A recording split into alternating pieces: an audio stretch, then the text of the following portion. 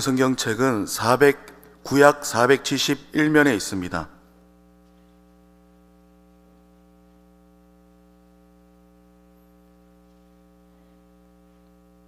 한 절씩 교독하겠습니다. 다윗이 이스라엘에서 뽑은 무리 3만 명을 다시 모으고 다윗이 일어나 자기와 함께 있는 모든 사람과 더불어 바알레 유다로 가서 거기서 하나님의 궤를 메어 우려하니 그 궤는 그룹들 사이에 좌정하신 만군의 여호와의 이름으로 불리는 것이라. 그들이 하나님의 궤를 새 수레에 싣고 산에 있는 아비나답의 집에서 나오는데 아비나답의 아들 우사와 아효가 그 새 수레를 모니라. 그들이 산에 있는 아비나답의 집에서 하나님의 궤를 싣고 나올 때에 아효는 궤 앞에서 가고 다윗과 이스라엘 온 족속은 잣나무로 만든 여러 가지 악기와 수금과 비파와 소구와 양금과 재금으로 여호와 앞에서 연주하더라.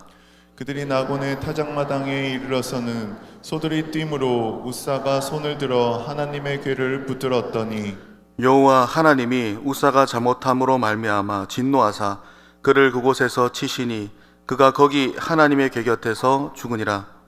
여호와께서 우사를 치심으로 다윗이 분하여 그곳을 베레스 우사라 부르니 그 이름이 오늘까지 이르니라.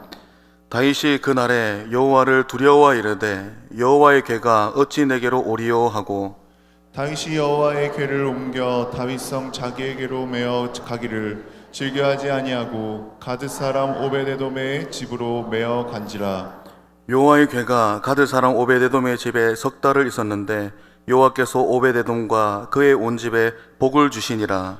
어떤 사람이 다윗 왕에게 아뢰어 이르되 여호와께서 다윗 오베데돔의 집과 그의 모든 소유에 복을 주셨다 한지라. 다윗이 가서 하나님의 궤를 기쁨으로 메고 오베데돔의 집에서 다윗성으로 올라갈세.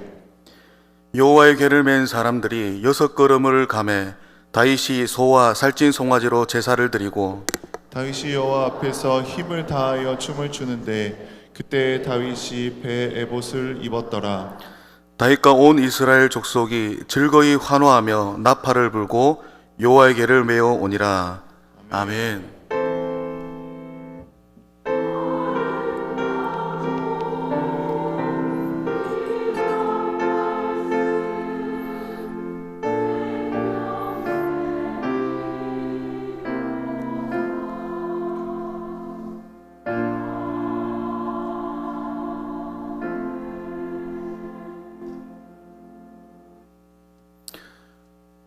나는 범호교회입니다. 또 나는 성령 충만한 예배자입니다. 오늘 고백이 있는 예배자 주간이죠. 우리가 하나님께로부터 부름받은 백성으로서 우리를 부르신 하나님을 예배할 수 있는 것이 세상 어느 것과 바꿀 수 없는 귀한 보물이고 또 우리가 하나님을 예배할 수 있는 것이 귀한 특권인 줄을 믿습니다. 그러므로 우리가 늘 우리 마음 가운데에 이러한 기쁨으로 즐거움으로 예배의 감격이 늘 함께 있는 우리 모든 성도님 되시기를 주님의 이름으로 축원합니다. 예배자 주간입니다. 그래서 제가 말씀을 준비하면서 나는 언제쯤 예배자가 되었지 생각해 봤습니다. 생각에 잠겼는데요. 제가 생각을 해보니 고등학교 2학년 때 봄에 제가 하나님을 인격적으로 만났습니다. 그래서 그때가 생각이 났습니다. 제가 모태신앙인데요. 모태신앙이지만 여러분 모태신앙인 분들 잘 아시죠? 모태신앙 들어보셨습니까? 모태신앙. 제가 모태신앙이었지만 모태신앙이었습니다. 하지만 우리 부모님께서 신앙의 모범이 되셔서 예배를 생명처럼 여기셨거든요. 그래서 예배를 빠지면 큰일 나는 줄 알고 제가 예배는 빠지지 않았던 걸로 기억하고 있습니다. 예배는 안 빠진 것 같아요. 하지만 제게 있어서 하나님은 막연히 존재하는 분, 또 어릴 적부터 이제 말씀을 들어왔기 때문에 그리고 늘 교회의 바운더리 안에 있었기 때문에 하나님은 제게 익숙하게 익숙한 분이었지만 그렇다고 해서 저에게 인격적인 분은 아니었습니다. 마치 표현하자면 우리 눈에 공기가 보이진 않잖아요. 그런데 공기는 분명 존재하지 않습니까? 공기처럼 하나님은 제게 있어서 막연히 그런 존재하는 분이셨습니다. 하지만 고등학교 2학년 때 제가 하나님을 인격적으로 만나게 되자 막연히 존재했던 이 공기의 온도가 느껴지는 것입니다.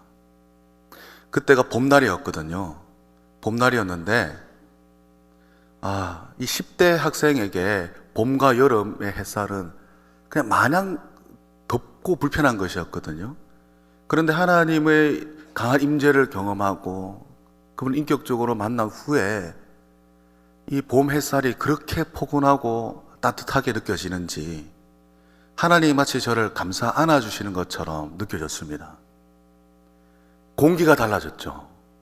그리고 이제 길가에 피어져 있는 꽃들을 보면서 꽃이 너무 아름답게 보여지는 거예요. 그러면서 이 꽃을 통해서 창조주의 하나님의 아름다움을 보기 시작했습니다. 하나님이 저런 아름다우신 분이시구나. 그 지나가는 강아지들을 보면서도 강아지가 너무 귀엽잖아요. 너무 사랑스럽잖아요. 그러면서도 우리 하나님은 이처럼 사랑스러운 성품을 지니신 분이시구나. 이런 피조물들을 보면서 창조주 하나님을 보고 느끼게 되는 이 감각이 일깨워진 것 같아요. 하나님의 강한 임재를 체험 후 하나님 인격적으로 만난 후에 마치 제 영적인 오감이 깨어난 것 같았습니다. 예배 드릴 때도 그렇게 감격이 있고요. 찬양을 부를 때도 눈물 없이 이 찬양을 부를 수가 없었습니다. 늘 눈물로 찬양을 부르는 횟수를 세어보자면 세어볼 수도 없을 것 같아요. 그리고 기도할 때도 허공에다가 막연히 울려 퍼지는 소리가 아니라 지켜보고 계시고 들으시는 하나님이 계시다는 사실을 기도할 때, 또 위로하시는 분이 계시다는 사실을 기도할 때 알 수 있었습니다. 말씀을 들을 때도 때로는 가슴이 아프고 때로는 설레이고 때로는 내 영혼이, 내 마음이 소성케 되어지고 활력을 얻고, 이처럼 이전에는 반응하지 않았던 나의 영적인 오감들이 반응하는 것 같았어요. 사랑하는 성도 여러분, 우리 여기 계신 분들 다 그런 경험 있으시죠? 이처럼 하나님을 깊이 만난 경험, 그리고 그 은혜를 누렸던 경험은 우리로 하여금 나침반 역할을 하는 것 같습니다. 인생을 사는 동안, 신앙생활 하는 동안 어디에 있든지 무엇을 하든지 나침반 기능을 하는 것 같아요. 내가 무엇을 해야 할지, 무엇을 추구해야 할지, 무엇을 내가 바라볼 때 내 영혼의 평안을, 기쁨을 누리게 되는지 나침반 역할을 해줬던 것 같습니다. 여러분, 좋은 여행지 다녀와 보셨습니까? 저는 제 아내와 제주도를 2번 다녀왔습니다. 근데 2번 다 숙소가 같습니다. 여행지가 같아요. 갔던 길 또 가보고 먹었던 거 또 먹어봤습니다. 왜냐하면 처음에 제주도 갔을 때 그 숙소나 이 여러 가지 이 경험들이 너무 좋은 추억이 되었거든요. 갔다 와서도 너무 좋으니까 우리 다음 여름 휴가 때 또 가보자. 그래서 한 해를 또 이렇게 잘 버티고 힘낼 수 있던 그런 동기가 되었습니다. 그래서 다음 휴가 때 아내가 만삭일 때 같이 휴가 때 이제 제주도로 여행을 가서 고스란히 좋은 추억을 또 만들고 왔습니다. 좋은 여행지에 가면 우리가 또 가보고 싶죠. 좋은 음식을 먹으면, 맛집에 가면 또 그 식당을 방문하고 싶습니다. 좋은 사람을 만나면 그 사람을 또 만나고 싶습니다. 마찬가지로 우리가 예배 가운데 또 하나님과의 만남 가운데 좋은 추억이 생기면 우리로 하여금 하나님을 찾고자 하는 열망으로 갈망이 생겨나게 됩니다. 그래서 선순환이죠. 하나님을 추억하며 그리워하며 그분의 임재가 있는 자리에 나가게 되면 또 좋은 추억을 만들게 되죠. 또 은혜를 경험하게 되죠. 그러다가 우리 한눈 팔기도 합니다. 저도 한눈 많이 팔았습니다. 한눈 바라보고 팔고 다른 것에 기웃거려 보고 다른 것을 맛보기도 하고 해보지만 우리는 곧 깨닫게 되죠. 공허하고 허무하고 그곳에서 의미를 찾을 수 없을 뿐만 아니라 때로는 우리에게 고통을 더합니다. 괴롭고 메마릅니다. 그럴 때면 다시금 하나님과의 그 친밀했던 순간을 기억하게 되죠. 두 손 두 발 다 들고 하나님, 다시금 그 하나님의 친밀하신 가운데 나가고 싶습니다. 여러분, 하나님 임재 가운데서 그분의 공급하시는 은혜를 맛보고 누리는 것이 하나님의 뜻이고 인생의 목적입니다. 여러분, 웨스트민스터 소율의 문답 제1문이 무엇이죠? 사람이 제일 되는 목적이 무엇인가? 라는 질문입니다. 여러분, 사람의 제일 되는 목적이 무엇입니까? 하나님 영화롭게, 즉 하나님께 영광 돌리고 그를 영원토록 즐거워하는 것이 인생의 제일 되는 목적입니다. 하나님의 말씀 가운데 그분의 성품과 능력이 계시되어졌습니다. 그리고 우리는 그 말씀을 통해 아멘으로 화답하며 영광 돌리고 찬양하며 영광 돌리고 예배를 통해 경배를 통해 우리는 하나님께 영광 돌립니다. 그리고 이처럼 이 말씀을 통해 계시되어지고 예배를 통해 우리에게 친밀히 다가오신 하나님, 그 하나님을 즐거워하는 것, 하나님을 즐거워하는 것이 인생의 제일 되는 목적입니다. 즉 하나님을 즐거워하는 것, 하나님의 그 성품과 능력을 체험함으로, 하나님의 영광을 대면함으로 우리가 하나님을 즐거워하는 것이 인생의 제일 된 목적이므로, 즉 하나님을 즐거워하는 것이 하나님께 영광 돌리는 삶인 것입니다. 뿐만 아니라 우리가 하나님을 즐거워하는 것이 우리의 힘이 됩니다. 느헤미야 8장 10절 하반절 말씀을 우리 함께 읽어보겠습니다. 여호와로 인하여 기뻐하는 것이 너희의 힘이니라. 아멘. 여러분, 여호와로 인하여 기뻐하는 것이 우리의 힘이 됨을 믿으시길 바랍니다. 그러므로 하나님을 즐거워하는 것이 인생의 목적이면서 인생의 동력이 됩니다. 그러므로 하나님을 즐거워하는 삶에서 이탈된다면 우리가 길을 잃은 것이죠. 뿐만 아니라 큰 동력을 상실한 것입니다. 그러므로 우리가 인생을 활기차게 또 의미 있게 살고 싶다면 다시금 하나님을 즐거워하는 그 삶을 회복해야 되는 것입니다. 여러분, 다윗은 어떤 사람이었을까요? 다윗만큼 하나님의 임재 안에서 하나님을 즐거워하는 사람 성경 속에서 찾아보기도 많지는 않을 것 같아요.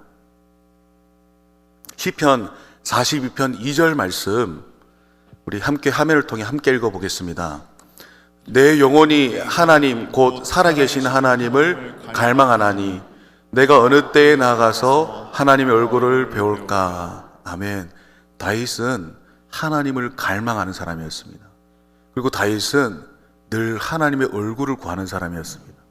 대표적인 구절 한 구절을 찾아서 우리가 읽어서 그렇지 시편 구석구석에 다윗이 얼마나 하나님을 갈망하고 어쩌면 얼마나 하나님의 친밀함을 누렸던 사람인지, 그리고 하나님의 얼굴을 늘 항상 구했던 사람인지 우리는 확인할 수가 있죠.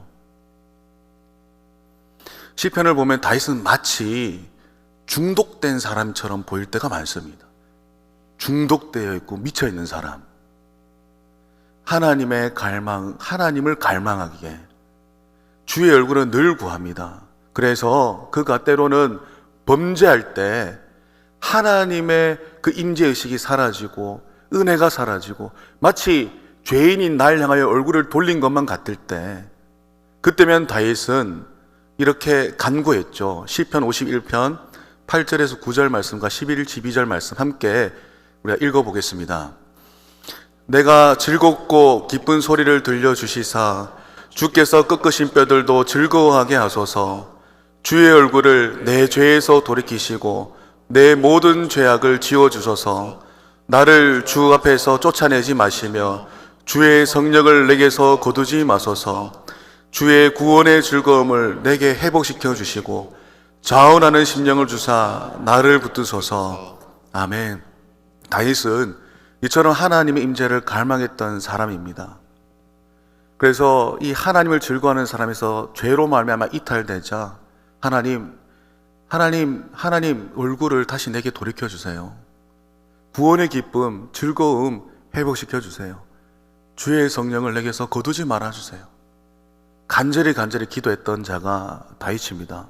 다윗은 성경을 보면 환경을 초월해서 전쟁 중일 때나 아들 압살롬이 반역했을 때나 그 어떤 때나 다윗은 환경을 초월해서 하나님을 즐거워하고 기뻐함으로 평안을 누렸던 자라는 것을 우리가 알 수가 있습니다. 그런 그가 우리 본문에서 하나님 임재를 그토록 사모하는 그가 임재의 상징인 언약궤, 하나님의 통치의 상징인 언약궤를 이제 자신의 다윗성 안으로 옮기고자 합니다. 언약궤에 대해서 잠시 설명하겠습니다. 언약궤는 성경에서 여호와의 궤, 또 하나님의 궤, 법궤, 증거궤라고 이렇게 불려지기도 하는데요.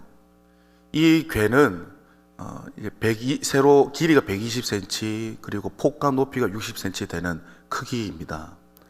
그리고 이 궤가 20여 년 전에 블레셋에게 뺏겼었거든요. 그래서 7개월 있다가 블레셋에서부터 이제 이 베세메스 지역으로 옮겨지게 됩니다. 그래서 베세메스 지역의 사람들이 이 언약궤 안을 들여다보다가 하나님께 큰 심판을 받게 되죠. 그 이후에 기랏 여아림 사람들이 와서 여호와의 궤를 이제 옮깁니다. 산에 살고 있는 아비나답의 집으로 옮깁니다. 오늘 본문에 등장하는 아비나답의 그 집입니다. 그 집에서 이 하나님의 궤, 언약궤가 20년 동안 머물게 됩니다. 말씀을 묵상하면서 이런 생각이 들더라고요. 아니, 되찾아오면 되는데 블레셋에 있는 것도 아닌데 사울 왕은 이때까지 뭘 했을까 싶더라고요. 사울 왕은 20여 년 동안 뭘 했을까? 사울 왕은 관심이 없던 사람입니다. 하나님의 임재에 대해서, 하나님의 통치에 대해서, 하나님의 친밀하심에 대해서 관심이 없었습니다. 다윗과 사울의 삶에 대해서 잠깐 비교하자면 큰 차이가 있죠. 다윗은 하나님을 갈망하고 주의 얼굴을 구하는 자였지만 사울은 그것을 피하는 자였습니다. 다윗은 사울에게 쫓길 때도 늘 하나님께 여쭈었습니다. 하나님, 저리로 갈까요? 이리로 갈까요? 멈출까요? 갈까요? 그러나 사울은 어땠죠? 하나님께 묻질 않습니다. 사울은 주변 사람, 측근들의 사람, 자기가 듣고 자는 소리만 듣고, 또 사울은 자기의 어떤 확신대로만 움직였죠. 이처럼 이 하나님의 임재에서 벗어나서 통치를 받기를 거부하는 사울은 최후는 어떻습니까? 비참하죠. 비참합니다. 그러나 다윗, 늘 주의 얼굴을 구했던 다윗은 어떻습니까? 아직까지도 그의 이름이 거론되며 영광스럽습니다. 다윗이 이처럼 하나님 임재를 사모하는 이 다윗이 이 언약궤를 드리려고 합니다. 20년 동안 관심을 받지 못했던 이 언약궤를 다윗이 옮기려 합니다. 그 하나님을 향한 이 사랑과 열정 대단합니다. 그리고 그 순수한 동기 대단하죠. 그런데 본문에 보면은 이 아비나답의 집에서 이제 옮길 때 한 사고가 일어나죠.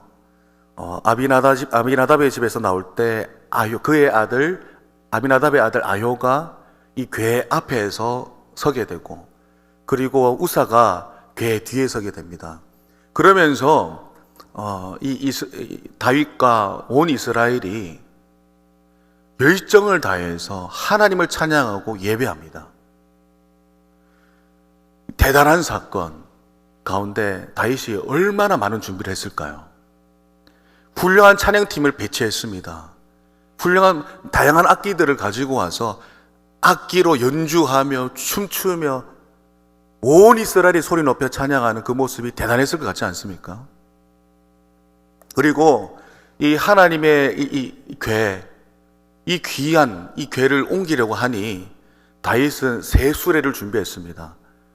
얼마나 멋있었을까요? 한번 어떤 모습인지 구체적으로 표현되어 있지는 않지만 상상해 보자면 대단히 화려하다든지 멋졌든지 그 재료들도 대단했을 것 같습니다. 여튼 정성을 다해서 새 수레를 준비했습니다.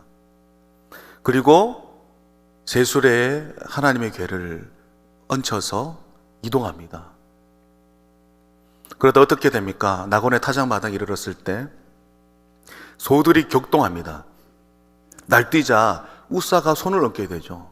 그래서 우사는 궤 곁에서 즉사하고 맙니다. 여러분, 무엇이 문제였을까요? 무엇 때문에 우사가 죽었으며 무엇 때문에 하나님 임재의 상징인 통치의 상징인 이 언약궤를 나르는 것에 실패가 됐을까요? 다윗은 열정이 가득했고 그 마음의 동기 또한 순수했습니다. 다윗은 그랬습니다. 그런데 근본적인 문제가 무엇이냐면은 수레에 실어서는 안 됐었죠. 우리가 잘 알고 있습니다. 레위 자손 중에서 하나님께서 지정하신 그 사람들이 직접 언약궤를 메고 이동해서 했는데 수레에 실은 그것이 결국에는 그것이 문제가 되었던 것이죠. 여러분, 여기서 주는 교훈이 무엇이냐면 하나님 임재를 사랑하는 예배자가 열정으로 순수한 동기로 하나님을 예배하고자 할 때, 하나님 임재 안으로 들어가고자 할 때, 하나님 친밀하심 구하고자 할 때 하나님의 뜻보다, 하나님의 말씀보다 내 열정이, 내 판단이 앞서서는 안 된다라는 것입니다. 열정보다, 동기보다 중요한 것은 하나님을 향한 순종이라는 사실입니다. 다윗 흠잡을 게 있습니까? 흠잡을 게 없는 예배자입니다. 그런데 오늘 본문 모습을 보면 예배에 실패한 것이죠.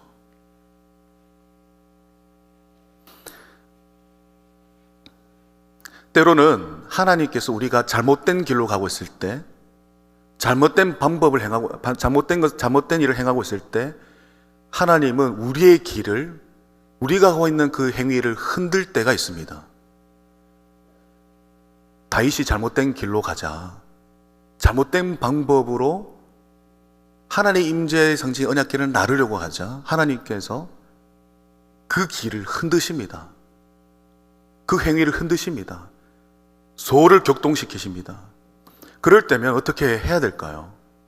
여러분, 우리도 때로는 하나님의 친밀하심에서 벗어나서 곁눈질하고 다른 데 기웃거리며 벗어날 때가 있죠. 이 길에서 이탈될 때가 있습니다. 그럴 때면 하나님은 우리를 흔드십니다. 흔드세요. 그럴 때면은 흔들리지 않겠다. 내가 이 길을 묵묵하게 이 길을 가겠다. 하나님 나를 암만 흔들어도 하나님 저는 제 갈 길 가야 됩니다. 이 길 꼭 가야 됩니다. 우리가 하나님을 이길 수 있겠습니까?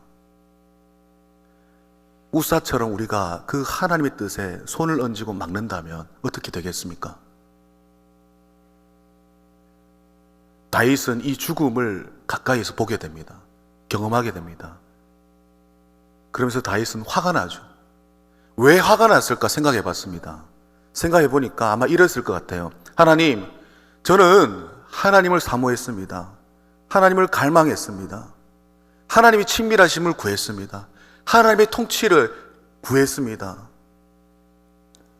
나 이런 순수한 동기로 열정으로 하나님께 나아갔는데 왜 이런 내가 생각지도 못한 이 끔찍한 결과가 일어나야 하는 것입니까? 우사가 왜 죽어야 됩니까? 하나님을 향한 어떤 삐치는 감정이 있지 않았을까? 내 마음을, 내 헌신을 몰라주는 그 마음에 화가 났을 것 같습니다.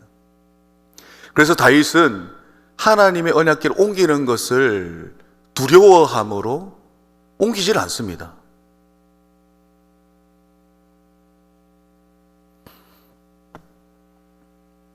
그래서 그 온 찬양대가, 이스라엘 온 찬양대가, 다윗을 위시한 온 찬양대가 어떻게 되죠? 찬양의 감격을 상실하게 됩니다. 예배의 감격을 상실하게 됩니다. 기쁨이 사라집니다. 두려움이 임하죠. 여러분, 때로는 우리가 잘못된 길을 가고 있을 때 하나님이 흔드시고 내 영혼을 흔드시고 내 마음과 정신을 흔드실 때가 있습니다. 구원의 즐거움, 기쁨, 예배의 감격이 사라질 때가 있습니다. 그렇기 때문에 우리는 어떻게 해야 될까요?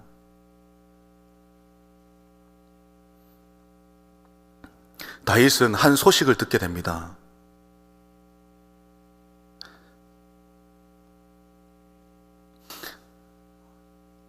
오베데돔의 집이 복을 받게 되었다는 사실을 소문을 듣게 되자 기쁨으로 언약궤를 다시금 옮기려고 합니다.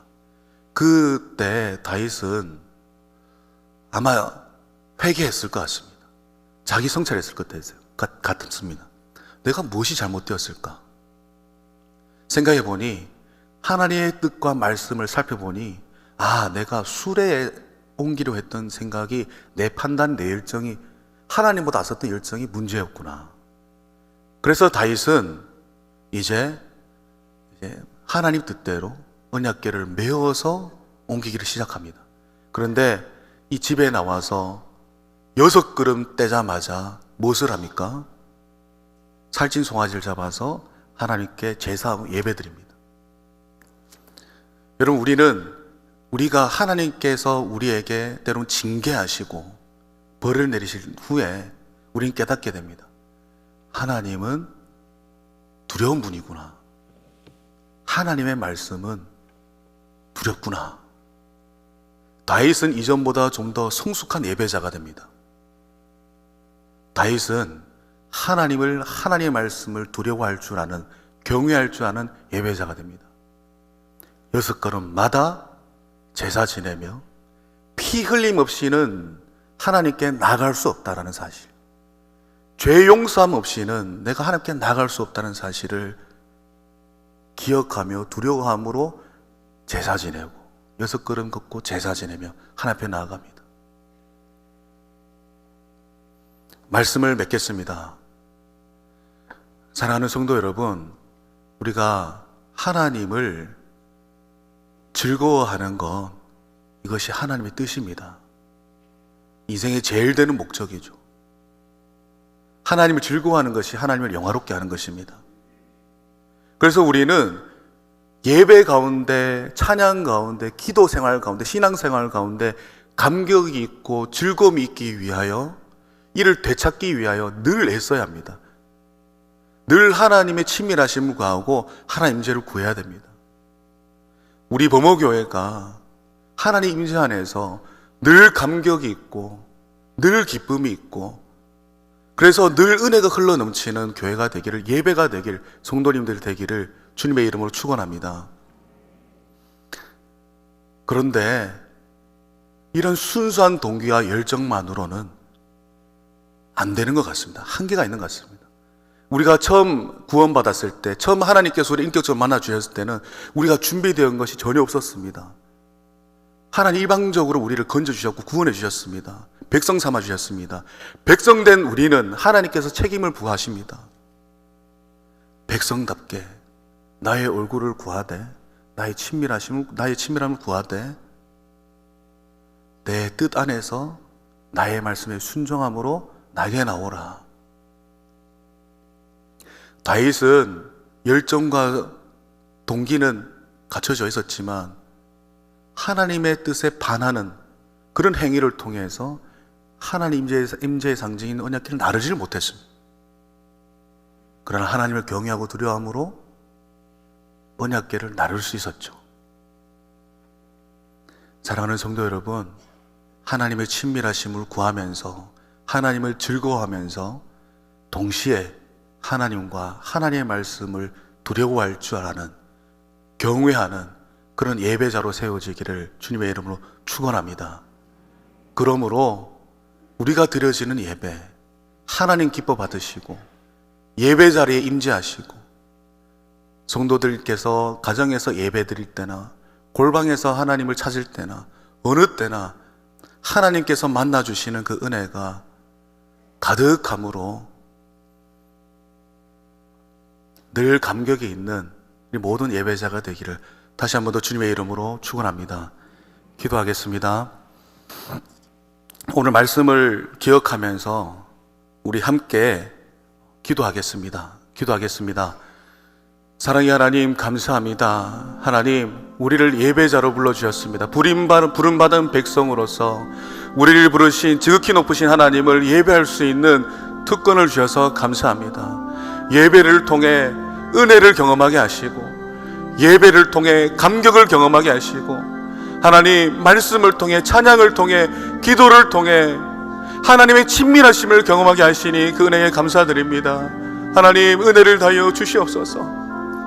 이 시간에도 우리에게 은혜를 베풀어 주시옵소서. 하나님의 친밀하심이 우리의 드려지는 모든 예배 가운데 임할 수 있도록 역사하여 주시옵소서.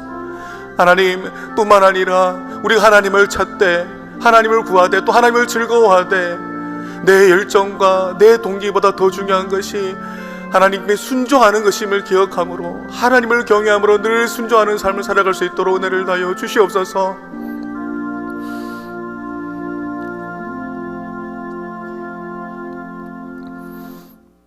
사랑의 하나님, 감사합니다. 하나님, 우리가 예배 드릴 수 있고 또 우리의 예배를 받으시는 분이 우리 하나님이시기에 감사드립니다. 예배 드릴 때, 말씀을 가까이 할 때, 찬양할 때, 기도할 때 하나님, 우리에게 은혜 주시고 감격 주시고, 주님, 우리를 향하여 얼굴을 빛을 비춰주시니 감사드립니다. 하나님, 우리가 늘 추구하게 하시고 늘 하나님의 친밀하심을 구하는 우리 모든 부모교회 성도님들 될 수 있도록 은혜를 베풀어 주시옵소서.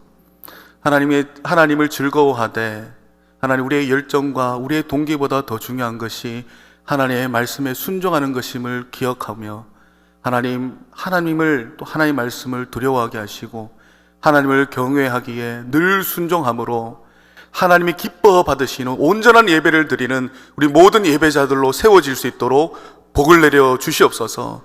그러므로 늘 예배드림에 승리하는, 성공하는 우리 본모교회 모든 성도님들이 되게 하여 주셔서 하나님, 우리 교회가 예배를 통해 하나님께 영광을 돌리고 우리 성도님들의 가정이 믿음의 명문으로, 가문으로 세워질 수 있도록 복을 내려 주시옵소서.